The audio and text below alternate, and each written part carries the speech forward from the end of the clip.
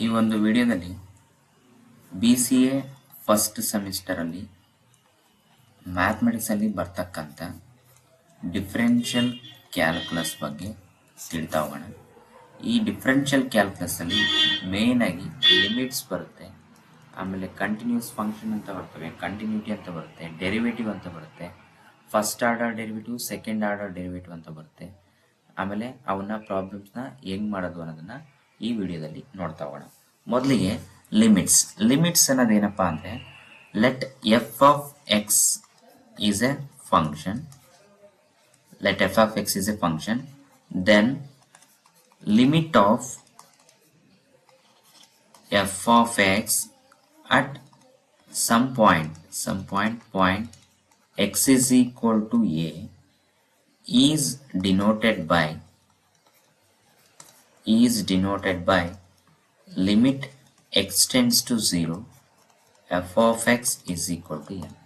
ಇದನ್ನ ನಾವು definition of limit ಅಂತ ಕರಿತೀವಿ. fx is a function, then limit of f of x at point x is equal to a, limit x tends to a ಅಂತ ಬರಿತೀವಿ, ಅಥವಾ limit x tends to 0 ಅಂತೇಳಿ ಬರಿತೀವಿ. ಇಲ್ಲಿ x at point x is equal to a is denoted by x, limit x tends to a fx is equal to l ಅಂತೇಳಿ ಬರಿತೀವಿ. ಇದನ್ನ ನಾವು ಲಿಮಿಟ್ ನ ಬರಿತೀವಿ. ಅದೇ ರೀತಿ ಇಲ್ಲಿ ನಾವು ವ್ಯಾಲ್ಯೂನ ಫೈಂಡ್ ಔಟ್ ಮಾಡಬೇಕಾದ್ರೆ ವ್ಯಾಲ್ಯೂ ಆಫ್ ಎ ಫಂಕ್ಷನ್, ಒಂದು ಫಂಕ್ಷನ್ ಇರ್ತದೆ, ಆ ವ್ಯಾಲ್ಯೂನ ಕಂಡುಹಿಡಿಬೇಕಾದ್ರೆ ನಾವು 3 ಟೈಪ್ಸ್ ಆಫ್ ಮೆಥಡ್ ಇಂದ ನಾವು ವ್ಯಾಲ್ಯೂನ ಫೈಂಡ್ ಔಟ್ ಮಾಡಬಹುದು. One is by factorisation method ಇಂದ ನಾವು ಪ್ರಾಬ್ಲಮ್ನ ಅಥವಾ ಫಂಕ್ಷನ್ಗೆ ವ್ಯಾಲ್ಯೂನ ಕಂಡುಹಿಡಿಬಹುದು. ಅಥವಾ ಅನದರ್ ಒನ್ ಈಸ್ ರ್ಯಾಷನಲೈಸೇಷನ್ ಅಂತೇಳಿ ಕರಿತೀವಿ. ರ್ಯಾಷನಲೈಸೇಷನ್ ಇಂದ ಕೂಡ ನಾವು ವ್ಯಾಲ್ಯೂನ ಫೈಂಡ್ ಔಟ್ ಮಾಡಬಹುದು. ಇನ್ನೊಂದು ಬಂದು ಸಬ್ಸ್ಟಿಟ್ಯೂಷನ್ ಮೆಥಡ್ ಇಂದ ನಾವು ವ್ಯಾಲ್ಯೂನ ಫೈಂಡ್ ಔಟ್ ಮಾಡಬಹುದು. ಆ ಫಂಕ್ಷನ್ದು ವ್ಯಾಲ್ಯೂ ಫೈಂಡ್ ಔಟ್ ಮಾಡೋಕ್ಕೆ ನಮಗೆ 3 ಟೈಪ್ಸ್ ಆಫ್ ಮೆಥಡ್ ಇದಾವೆ. ಈಗ ಇದರಲ್ಲಿ ನಾವು ಲಿಮಿಟ್ ಈ ತರ ಕೊಟ್ಟಾಗ, ಎಕ್ಸಾಂಪಲ್ ಕೊಟ್ಟಾಗ ಯಾವ ರೀತಿ ಮಾಡೋದು ಅನ್ನೋದನ್ನ ಈಗ ಒಂದೊಂದೇ ಎಕ್ಸಾಂಪಲ್ ತಗೊಂಡು ನೋಡ್ತಾ ಹೋಗೋಣ. ಈಗ ಮೊದಲಿಗೆ ಫಸ್ಟಿಗೆ ನಮಗೆ ಏನ್ ತಗೊಳ್ತೀವಿ ಅಂದ್ರೆ ಒಂದು ಎಕ್ಸಾಂಪಲ್ನ ತಗೊಳ್ಳೋಣ. ಒಂದು ಎಕ್ಸಾಂಪಲ್ ಯಾವುದು ಅಂದ್ರೆ, evaluate limit x tends to 3 x square minus 9 divided by x minus 3. ಈ ತರ ಒಂದು ಎಕ್ಸಾಂಪಲ್ ನ ಕೊಟ್ಟಿರ್ತಾರೆ. ಇವ್ಯಾಲ್ಯುವೇಟ್ ಅಥವಾ find limit x tends to 3 x square minus 9 divided by x minus 3 ಅಂತೇಳಿ. ಇದಕ್ಕೆ ನಾವೇನ್ ಮಾಡಬೇಕು, ಫಂಕ್ಷನ್, ಇದು ಒಂದು ಫಂಕ್ಷನ್, ಈ ಫಂಕ್ಷನ್ಗೆ ನಾವು x ಇರೋ ಜಾಗದಲ್ಲಿ 3 ಇದ್ದಾಗ ನಮಗೆ ವ್ಯಾಲ್ಯೂ ಏನ್ ಬರುತ್ತೆ ಅನ್ನೋದನ್ನ ನಾವು ಫೈಂಡ್ ಔಟ್ ಮಾಡಬೇಕು. ಫಸ್ಟಿಗೆ ಇದನ್ನ ನಾವೇನ್ ಮಾಡ್ತೀವಿ ಅಂದ್ರೆ, ಫಸ್ಟ್ ಇದನ್ನ ಸಿಂಪ್ಲಿಫಿಕೇಶನ್ ಮಾಡ್ತೀವಿ. ಸಿಂಪ್ಲಿಫಿಕೇಶನ್ ಯಾವ ರೀತಿ ಅಂದ್ರೆ, ಫಸ್ಟ್ ಇದು limit x tend to 3 x square minus 9 divided by x minus 3 ಇದು ಕೊಟ್ಟಿರ್ತಕ್ಕಂಥದ್ದು. ಈ ಎಕ್ಸ್ ಸ್ಕ್ವೇರ್ ಮೈನಸ್ 9 ಮತ್ತೆ ಎಕ್ಸ್ ಮೈನಸ್ 3 ಇದನ್ನ ನಾವ್ ಹೆಂಗ್ ಬರಿತೀವಿ ಅಂದ್ರೆ, limit x tends to 3 x square minus 9 ಇರೋದನ್ನ ಎಕ್ಸ್ ಸ್ಕ್ವೇರ್ ಹಂಗೆ ಬರಿತೀನಿ, ಮೈನಸ್ 3 ಸ್ಕ್ವೇರ್ ಅಂತೇಳಿ ಬರಿತೀನಿ. ನಾನು ನಾನೇನ್ ಬರಿಬಹುದು, 3 ಸ್ಕ್ವೇರ್ ಅಂತೇಳಿ ಬರಿತೀನಿ, divided by x minus 3. So ಇಲ್ಲಿ ನಮಗೆ ಇದು ಒಂದು ಫಾರ್ಮ್ಯಾಟ್ ಅಂದ್ರೆ, ಇಲ್ಲಿ ಏನ್ ಕಾಣ್ತಿದೆಯಲ್ಲ ಈ ಎಕ್ಸ್ ಸ್ಕ್ವೇರ್ ಮೈನಸ್ 3 ಸ್ಕ್ವೇರ್ ಅಂತ, ಇದು ನಮಗೆ ಒಂದು ಫಾರ್ಮುಲಾ ಬರುತ್ತೆ, A square minus B square ಅಂತ. ಆ ಫಾರ್ಮುಲಾ ಏನಪ್ಪಾ ಅಂದ್ರೆ, A square minus B square ಅಂದ್ರೆ A plus B into A minus B. ಇದು ಅದೇ ಫಾರ್ಮುಲಾ ಐತೆ. ಎಕ್ಸ್ ಸ್ಕ್ವೇರ್ ಮೈನಸ್ 3 ಸ್ಕ್ವೇರ್ ಅನ್ನೋದು A square minus B formula ಐತೆ. ಹಂಗಾಗಿ ಇದನ್ನೇನ್ ಬರಿತೀವಿ, x plus 3 into x minus 3 divided by x minus 3. ಇಲ್ಲಿ ಲಿಮಿಟ್ ಎಕ್ಸ್ ಟೆಂಡ್ ಟು 3 ಅನ್ನೋದು ಹಂಗೆ ಇರುತ್ತೆ. ಇಲ್ಲಿ ನಮಗೇನಾಯ್ತು, ಎಕ್ಸ್ ಮೈನಸ್ 3 ನ್ಯೂಮರೇಟರ್ ಅಲ್ಲಿ ಎಕ್ಸ್ ಮೈನಸ್ 3, ಡಿನಾಮಿನೇಟರ್ ಅಲ್ಲಿ ಇರೋದು ಎಕ್ಸ್ ಮೈನಸ್ 3 ಕ್ಯಾನ್ಸಲ್ ಆಗುತ್ತೆ. ಸೊ ಉಳಿಯೋದೇನು ಉಳಿತದೆ ನಮಗೆ, limit x tend to 3 x plus 3 ಉಳಿತದೆ.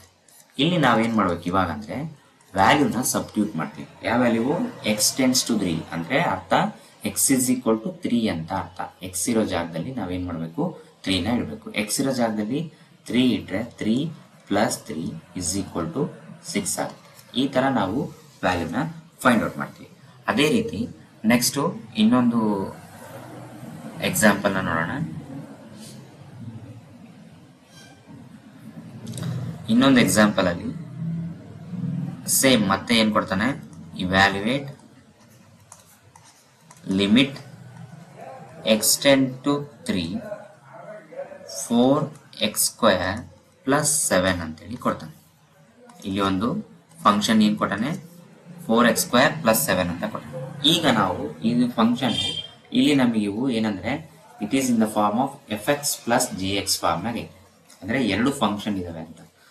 ಎರಡು ಫಂಕ್ಷನ್ ನಾವೇನ್ ಮಾಡ್ಕೋಬೇಕು, ಸಪರೇಟ್ ಆಗಿ ಬರ್ಕೋಬೇಕು. ಅವಾಗ ಹೆಂಗ್ ಬರ್ಕೊಂತೀವಿ, limit extend to 3 of 4x² plus limit extend to 3 of 7 ಅಂತೇಳಿ ಬರ್ಕೊಂತೀವಿ. ಇಲ್ಲಿ 4x² ಇದು ಸ್ಕೇಲಾರ್ ಮಲ್ಟಿಪ್ಲಿಕೇಶನ್ ಫಾರ್ಮ್ ಆಗಿದೆ. ಸೊ ಇದನ್ನ ನಾವೇನ್ ಮಾಡ್ತೀವಿ, 4 into limit of x tends to 3 x² plus limit of x tends to 3 7 ಅಂತೇಳಿ ಬರಿತೀವಿ. ಈಗ ಇದು 4 into limit of x tends to 3 ಐತಲ್ಲ, ಇಲ್ಲಿ ನಾವೇನ್ ಮಾಡ್ತೀವಿ ಅಂದ್ರೆ ಇಲ್ಲಿ ವ್ಯಾಲ್ಯೂನ ಎಕ್ಸ್ ಇರೋ ಜಾಗದಲ್ಲಿ 3 ನ ಇಡ್ತೀವಿ. 4 ಇಂಟು 3 ಸ್ಕ್ವೇರ್ ಆಗುತ್ತೆ. ಪ್ಲಸ್ ಇಲ್ಲಿ ಯಾವುದು ಎಕ್ಸ್ಟ್ರಾಮ್ ಇಲ್ಲ. ಎಕ್ಸ್ಟ್ರಾಮ್ ಇಲ್ಲ ಅಂದ್ರೆ ಓನ್ಲಿ ಕಾನ್ಸ್ಟೆಂಟ್ ಟರ್ಮ್ ಇದೆ. ಕಾನ್ಸ್ಟೆಂಟ್ ಟರ್ಮ್ ಇದ್ರೆ ಅದನ್ನ ಓನ್ಲಿ 7 ಅಂತೇಳಿ ಬರಿತೀವಿ. ಅಂದ್ರೆ ಯಾವ ವ್ಯಾಲ್ಯೂ ಇರುತ್ತೋ ಅದನ್ನೇ ಬರಿತೀವಿ. ಇಲ್ಲಿ ನಮ್ಗೆ ಏನಾಯ್ತು, 4 ಇಂಟು 3 ಸ್ಕ್ವೇರ್ ಅಂದ್ರೆ 9, 3 ಸ್ಕ್ವೇರ್ ಅಂದ್ರೆ 9 ಆಯ್ತು. 9 ಇಂಟು 4 ಅಂದ್ರೆ 36, 36 ಪ್ಲಸ್ 7 ಅಂದ್ರೆ 43 ಆಯ್ತು. ಈ ತರ ನಾವು ಇವ್ಯಾಲ್ಯೂಯೇಷನ್ ನ ಮಾಡ್ತೀವಿ. ಇದೇ ರೀತಿ ಒಂದು ಫಂಕ್ಷನ್ ನ ಅಂದ್ರೆ ಬೇರೆ ಫಂಕ್ಷನ್ ನ ಒಂದು ಫಾರ್ ಎಕ್ಸಾಂಪಲ್ ಈ ತರ ಕೊಟ್ಟಿದ್ರು ಅಂತ ಅನ್ಕೊಡ್ರಿ. ಯಾವ ರೀತಿ ಅಂದ್ರೆ ಇಲ್ಲಿ ನಮಗೆ ಏನ್ ಕೇಳ್ತಾರೆ, evaluate limit extend to 2 x² plus 5x plus 7 divided by x² plus 8 ಅಂತೇಳಿ ಈ ತರ ಒಂದು ಫಂಕ್ಷನ್ ನ ಕೊಡ್ತಾರೆ. ಈ ಫಂಕ್ಷನ್ಗೆ ನಾವೇನ್ ಮಾಡಬೇಕು, ಲಿಮಿಟ್ ಎಕ್ಸ್ಟೆಂಡ್ಸ್ ಟು 2 ಈ ಫಂಕ್ಷನ್ ನ ವ್ಯಾಲ್ಯೂನ ಫೈಂಡ್ ಔಟ್ ಮಾಡಬೇಕು. ಈ ತರ ಕೊಟ್ಟಾಗ ನಾವೇನ್ ಮಾಡ್ತೀವಿ ಅಂದ್ರೆ ಇದನ್ನ ಸಪರೇಟ್ ಆಗಿ ನಾವು ಬರ್ಕೋತೀವಿ. ಯಾವ ರೀತಿ ಅಂದ್ರೆ first limit of x tends to 2 of x² plus limit of extends to 2 of 5x plus limit of extend to 2 of 7 whole divided by limit of extends to 2 of x² plus 8. ಈಗ ಇದನ್ನ ನಾವೇನ್ ಮಾಡ್ತೀವಿ ಅಂದ್ರೆ x ಇರೋ ಜಾಗದಲ್ಲಿ 2 ಬರ್ಕೊಂತ ಹೋಗ್ತೀವಿ. ಇಲ್ಲಿ x² ಇದೆ, ಸೊ 2 ಸ್ಕ್ವೇರ್ ಆಗುತ್ತೆ. ಪ್ಲಸ್ 5x ಇದೆ, 5 ಇಂಟು 2 ಆಗುತ್ತೆ. ಪ್ಲಸ್ 7 ಹಂಗೆ ಬರ್ಕೊಂತೀವಿ. ನೆಕ್ಸ್ಟ್ x² ಪ್ಲಸ್ 8 ಅಂದ್ರೆ ಇಲ್ಲಿ ನಮಗೆ x ಇರೋ ಜಾಗದಲ್ಲಿ 2 ಇದೆ, 2 ಸ್ಕ್ವೇರ್ ಪ್ಲಸ್ 8. ಸೊ ಇಲ್ಲಿ ಎಷ್ಟಾಯ್ತು, 4 plus 10 plus 7 divided by 4, 2 square ಅಂದ್ರೆ 4 ಪ್ಲಸ್ 8. ಇಲ್ಲಿ ಎಷ್ಟಾಯ್ತು, 4 ಪ್ಲಸ್ 10 14, 14 ಪ್ಲಸ್ 7 21 ಡಿವೈಡೆಡ್ ಬೈ 12. ಇಲ್ಲಿ 3 7 ಜಾ 3 4 ಜಾ, ಸೊ ಆನ್ಸರ್ ಈಸ್ 7/4. ಈ ತರ ನಾವು ಒಂದು ಫಂಕ್ಷನ್ ನ ಕೊಟ್ಟಾಗ ವ್ಯಾಲ್ಯೂನ ಸಪರೇಟ್ ಆಗಿ ಬರ್ಕೊಂಡು ವ್ಯಾಲ್ಯೂನ ಫೈಂಡ್ ಔಟ್ ಮಾಡ್ತೀವಿ. ಈ ತರ ನಾವು ಲಿಮಿಟ್ ನ ಕೊಟ್ಟಾಗ ವ್ಯಾಲ್ಯೂನ ಫೈಂಡ್ ಔಟ್ ಮಾಡ್ತೀವಿ. ಅದೇ ರೀತಿ ನೆಕ್ಸ್ಟ್ ಇದರಲ್ಲಿ ನೆಕ್ಸ್ಟ್ ಕಾನ್ಸೆಪ್ಟ್ ಏನ್ ಬರುತ್ತಪ್ಪ ಅಂದ್ರೆ, ನೆಕ್ಸ್ಟ್ ಕಾನ್ಸೆಪ್ಟ್ ಅಲ್ಲಿ ನಮಗೆ ಡೆರಿವೇಟಿವ್ ಆಫ್ ಎ ಫಂಕ್ಷನ್ ಅಂತೇಳಿ ಬರ್ತದೆ. ಈ ಡೆರಿವೇಟಿವ್ ಆಫ್ ಎ ಫಂಕ್ಷನ್ ಅನ್ನೋದು ಏನ್ ಹೇಳುತ್ತಂದ್ರೆ, ಇಲ್ಲಿ ನಮಗೆ ಮೇನ್ ಆಗಿ ಡೆರಿವೇಟಿವ್ ಆಫ್ ಎ ಫಂಕ್ಷನ್ ಏನ್ ಹೇಳುತ್ತಪ್ಪ ಅಂದ್ರೆ ನೋಡ್ತಾ ಹೋಗೋಣ. ಡೆರಿವೇಟಿವ್ ಆಫ್ ಎ ಫಂಕ್ಷನ್, ಈ ಡೆರಿವೇಟಿವ್ ಆಫ್ ಫಂಕ್ಷನ್ ಅನ್ನೋದು ಏನ್ ಹೇಳುತ್ತೆ, a function is said to be differentiable or derivativable ಅಂತ ಕರಿತೀವಿ. Differentiable at some point x if and only if it is denoted by limit delta x tends to 0 f of x plus delta x minus fx divided by delta x exists. It is denoted by dy by dx of y is equal to limit x tends to 0, delta x tends to 0, fx plus delta x minus fx divided by delta x, it is same as f dash of x. ಈ ತರ ನಾವು ಇದನ್ನ denote ಮಾಡ್ತೀವಿ. dy by dx is equal to limit delta x tends to 0, fx plus delta x minus fx divided by delta x is equal to f dash of x ಅಂತ. ಈ ತರ ನಾವು ಏನ್ ಮಾಡ್ತೀವಿ, ಡೆರಿವೇಟಿವ್ ಆಫ್ ಒಂದು ಫಂಕ್ಷನ್ದು ವ್ಯಾಲ್ಯೂನ find out ಮಾಡ್ತಾ ಹೋಗ್ತೀವಿ. ಇವಕ್ಕೆ ನಾವು ಈ ಡೆರಿವೇಟಿವ್ಸ್ ನ ಕಂಡುಹಿಡಿಬೇಕಾದ್ರೆ ನಮಗೆ ಸಮ್ ರೂಲ್ಸ್ ಗೊತ್ತಿರಬೇಕು, ಸಮ್ ಡಿಫ್ರೆನ್ಷಿಯಬಲ್ ರೂಲ್ಸ್ ಗೊತ್ತಿರಬೇಕು. ಆ ರೂಲ್ಸ್ ಯಾವುವು ಅನ್ನೋದನ್ನ ಇಲ್ಲಿ ನೋಡ್ತಾ ಹೋಗೋಣ. ಈಗ ಫಸ್ಟಿಗೆ ಸಮ್ ಡಿಫ್ರೆನ್ಷಿಯಬಲ್ ರೂಲ್ಸ್ ಅಥವಾ ಯಾವ್ಯಾವ ಇದಾವೆ ಅಂತ ನೋಡೋಣ. ಫಸ್ಟ್ ರೂಲ್ ಯಾವುದಪ್ಪ ಅಂದ್ರೆ ಫಸ್ಟ್ ಒನ್ ಕಾನ್ಸ್ಟೆಂಟ್ ರೂಲ್ ಅಂತೇಳಿ ಕರಿತೀವಿ. First one is constant rule. ಈ ಕಾನ್ಸ್ಟೆಂಟ್ ರೂಲ್ ಏನ್ ಹೇಳುತ್ತಂದ್ರೆ d by d x of any constant some like C is equal to C where C is a real number ಅಂತೇಳಿ ಕರಿತೀವಿ. ಅಂದ್ರೆ ಯಾವುದೇ ಒಂದು ಕಾನ್ಸ್ಟೆಂಟ್ ಟರ್ಮ್ ನಾವು ಡೆರಿವೇಟಿವ್ ನ ಕಂಡುಹಿಡಿದ್ರೆ ಅಥವಾ ಅದನ್ನ ಡಿಫ್ರೆನ್ಶಿಯೇಟ್ ಮಾಡಿದ್ರೆ ಅದ್ರ ವ್ಯಾಲ್ಯೂ ಏನ್ ಬರುತ್ತೆ, 0 ಬರುತ್ತೆ ಅಂತ ಹೇಳ್ತೀವಿ. ನೆಕ್ಸ್ಟ್ ಅದೇ ರೀತಿ ನೆಕ್ಸ್ಟ್ ಸೆಕೆಂಡ್ ಒನ್ ಯಾವ್ದಪ್ಪ ಅಂದ್ರೆ ಸ್ಕೇಲಾರ್ ಮಲ್ಟಿಪಲ್ ರೂಲ್ ಅಂತೇಳಿ ಕರಿತೀವಿ. Scalar multiple rule. ಈ ಸ್ಕೇಲಾರ್ ಮಲ್ಟಿಪಲ್ ರೂಲ್ ಏನ್ ಹೇಳುತ್ತಂದ್ರೆ d by d x of any constant term into f x, any constant term into fx is equal to constant into d by dx of fx. ಅಥವಾ ಇದನ್ನ d by dx of fx ನ ನಾವು ಹೆಂಗ್ ಬರೀಬಹುದು, f dash of x ಅಂತ ಬರೀತೀವಿ. ಇಲ್ಲಿ ನೋಡ್ರಿ dy by dx ಅನ್ನೋದನ್ನ ನಾವೇನ್ ಬರೀತೀವಿ ಅಂದ್ರೆ f dash of x ಅಂತೇಳಿ ಬರೀತೀವಿ. ಅದನ್ನೇ ಇಲ್ಲಿ ಬರೀತೀವಿ d by dx of fx is equal to c into f dash of x. First one ಯಾವುದು ಕಾನ್ಸ್ಟೆಂಟ್ ರೂಲ್, ಸೆಕೆಂಡ್ ಒನ್ ಯಾವುದು ಸ್ಕೇಲಾರ್ ಮಲ್ಟಿಪಲ್ ರೂಲ್. ಅದೇ ರೀತಿ ನೆಕ್ಸ್ಟ್ ಯಾವ್ದು ಬರುತ್ತೆ ಅಂದ್ರೆ ಥರ್ಡ್ ಒನ್ ಸಮ್ ಅಂಡ್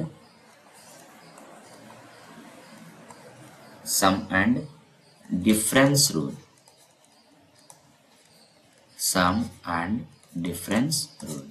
ಈ ಸಮ್ ಅಂಡ್ ಡಿಫರೆನ್ಸ್ ರೂಲ್ ಏನ್ ಹೇಳುತ್ತಪ್ಪ ಅಂದ್ರೆ d by d x of f of x plus or minus g of x. ಅಂದ್ರೆ ಪ್ಲಸ್ ಇದ್ರೆ ಸಮ್ ರೂಲ್, ಮೈನಸ್ ಇದ್ರೆ differentiation rule. So f of x plus or minus g of x is equal to f dash of x plus or minus g dash of x. ಅಂದ್ರೆ dy by dx plus or minus g dash of x. ಅಂದ್ರೆ ಎರಡು function ಗಳಿಂದ ಇಲ್ಲಿ f dash of x ಅಂತ ಕರಿತೀವಿ, ಇನ್ನೊಂದನ್ನ g dash of x ಅಂತೇಳಿ ಕರಿತೀವಿ. ಇದು ಸಮ್ ಅಂಡ್ ಡಿಫರೆನ್ಸ್ ರೂಲ್. ಅದೇ ರೀತಿ ನೆಕ್ಸ್ಟ್ ಒನ್ ಪ್ರಾಡಕ್ಟ್ ರೂಲ್. ಈ ಪ್ರಾಡಕ್ಟ್ ರೂಲ್ ಏನ್ ಹೇಳುತ್ತಪ್ಪ ಅಂದ್ರೆ d by d x of f x into g X. ಇವು ನಮಗೆ ಇಂಪಾರ್ಟೆಂಟ್. ಈ ರೂಲ್ಸ್ ಗೊತ್ತಿದ್ರು ಮಾತ್ರ ನಾವು ನೆಕ್ಸ್ಟ್ ಬರೋ ಸಮ್ ಎಕ್ಸಾಂಪಲ್ಸ್ ನ ನಾವೇನ್ ಮಾಡ್ಬೋದು, ಪ್ರೂವ್ ಮಾಡ್ಬೋದು ಅಥವಾ ಅವನ್ನ ಕಂಡುಹಿಡಿಬಹುದು. ಈ ರೂಲ್ಸೇ ನಮಗೆ ಗೊತ್ತಿಲ್ಲ ಅಂದ್ರೆ ನಮಗೆ ಯಾವ ರೀತಿ ಡೆರಿವೇಟಿವ್ ಮಾಡಬೇಕು ಅನ್ನೋದು ಗೊತ್ತಾಗಲ್ಲ. ಸೊ ಇವು ಇಂಪಾರ್ಟೆಂಟ್ ರೂಲ್ಸ್. ಇಲ್ಲಿ ಪ್ರಾಡಕ್ಟ್ ರೂಲ್ ಅಲ್ಲಿ ಏನಿರುತ್ತೆ d by d x of f x into g x is equal to ನಾವೇನ್ ಮಾಡ್ತೀವಿ, ಫಸ್ಟ್ ಟರ್ಮ್ ನ ಹಂಗೆ ಇಟ್ಕೊಂತೀವಿ, ಸೆಕೆಂಡ್ ಟರ್ಮ್ ನ f of x into g dash of x ಅಂತ ಬರಿತೀವಿ.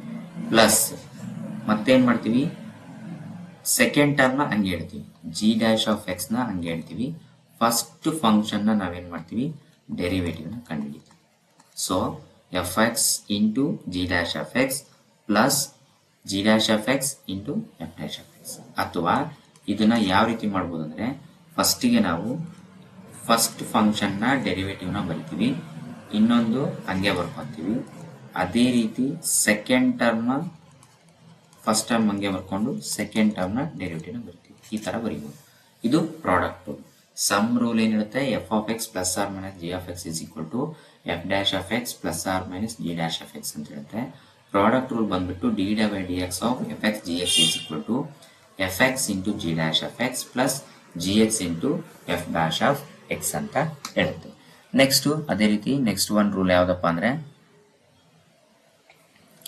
ನೆಕ್ಸ್ಟ್ ರೂಲ್ ನಮಗೆ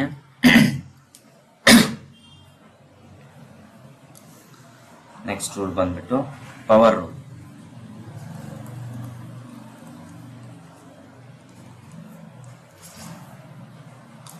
ಈ ಪವರ್ ರೂಲ್ ಏನ್ ಹೇಳುತ್ತಂದ್ರೆ d by d x of x to the power n is equal to n into x to the power of n minus 1.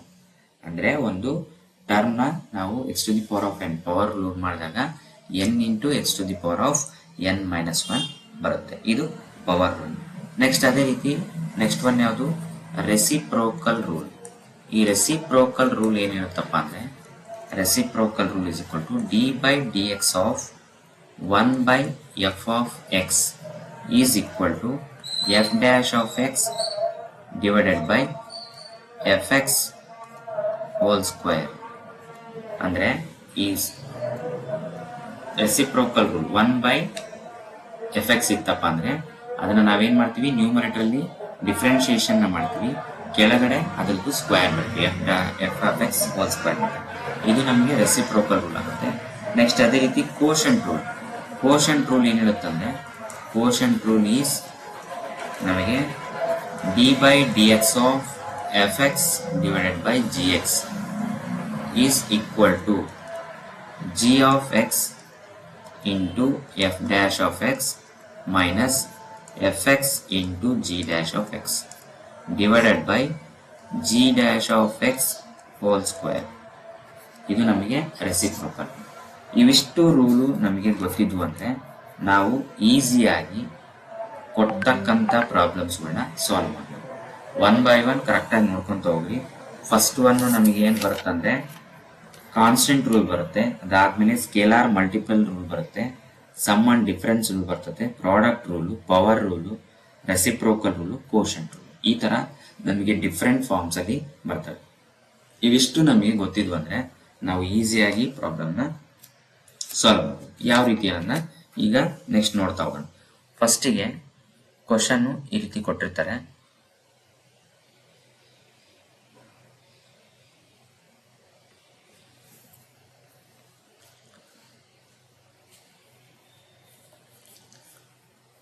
ಪ್ರಾಬ್ಲಮ್ಸ್ಗಳನ್ನ next ವಿಡಿಯೋದಲ್ಲಿ ನೋಡೋಣ.